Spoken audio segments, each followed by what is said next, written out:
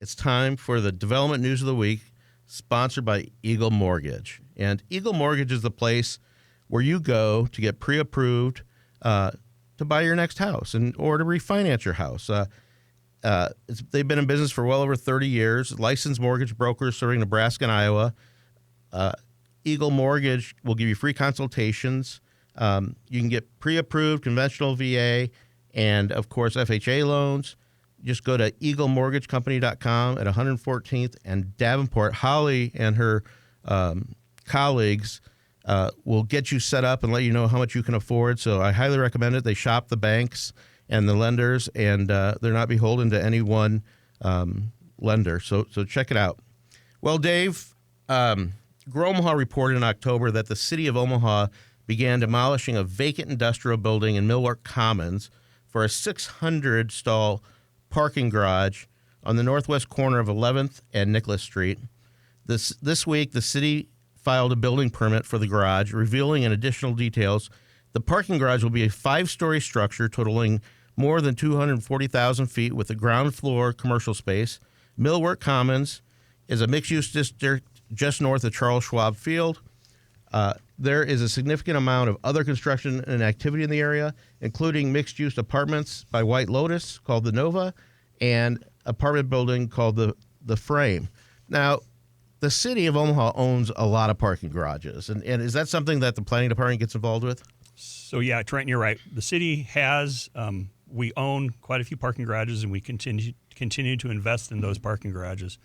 And yeah, the department gets involved when the buildings need, or the site need entitlements like zoning or things of those nature that have to flow through my department. Obviously, we're involved in the building permit side of those and the review of how those structures look. They're public buildings being financed by public dollars, so they are held to the highest architectural design standards that the city has. So yeah, we're definitely involved in those.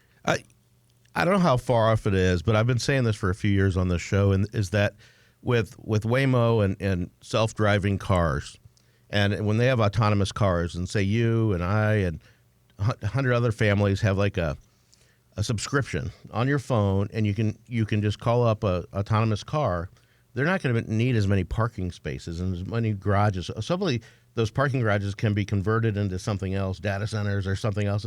It'll be interesting to see, and it's not hard to imagine a time where we need less parking garages.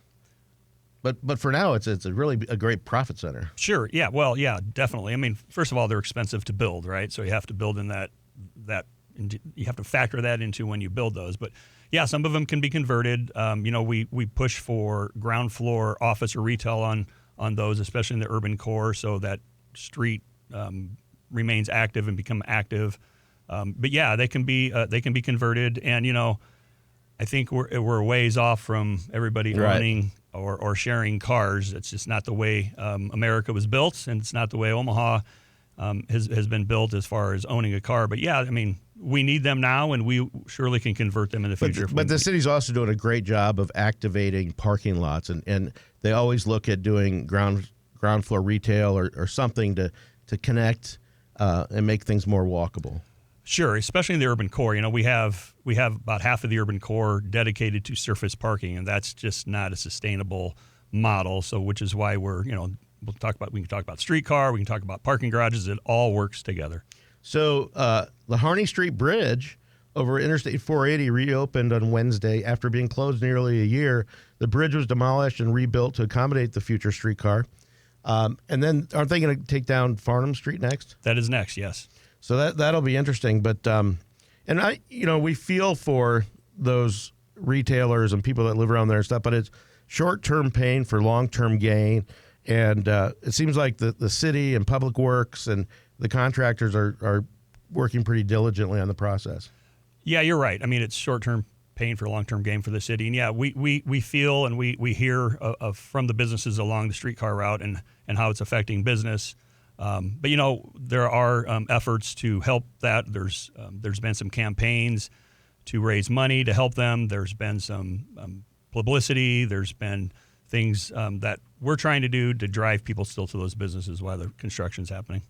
We got a lot of stuff going on in the urban core. The Capital District will have a new office user at 1100 Capitol Avenue. Wabtec Corporation, a Pennsylvania-based rail and freight equipment and technology company, will lease about 8,500 square feet on the second floor of the office building at the Capitol District, according to a building permit from the filed for the tenant build-out. And so it's the more people that work downtown, the more people that live downtown. It's fun to go to the old market. It's fun to go to these places and see them active. Yeah, no doubt. And we need as many workers and as many residents living in downtown to create that active environment that people want. Another big project that Todd and Mary Heastand from New Style Development is the Duo. And the Federal Public Defender's Office will relocate from the Duo, because it's becoming an apartment complex, to the Redfield building at 1901 Howard Street. The Duo will also add an 11-story building with apartments on top of several stories of parking garage where the old Park Fair Mall site was to the north. And that's about 15th and Farnham, right? And correct, yes. And it's directly west of Mutual's new tower that's being constructed. that building had a lot of vacancy in it, but Todd and Mary know how to do these projects. And right along the streetcar route next to the new Mutual of Omaha Tower, and it's exciting to see that project go through. Yeah, it's about 700 units of residential, and Todd has the Midas touch. Everything he touches, it's been very successful, and he's been very important in rebuilding downtown. He's done a lot of projects, and we appreciate his partnerships. Going out west a little bit, the Omaha City Council unanimously approved a $310,000 contract to demolish a long vacant hotel southwest of 108th and L Street, Don Rose District. For City Council, he's been a champion of getting that thing taken down. The city has issued a demolition order early in the year, but didn't have the budget to pay for it. It's unfortunate the city has to pay for that. The city finance department determined that a surplus Keno revenues could pay for the demolition. The building has been an eyesore for many years and has attracted a lot of criminal activity. And it's sad when private-owned real estate that people are not good caretakers. Well, yeah, it's been an eyesore. I've worked closely with Councilman Rowe on trying to make that situation the best we can.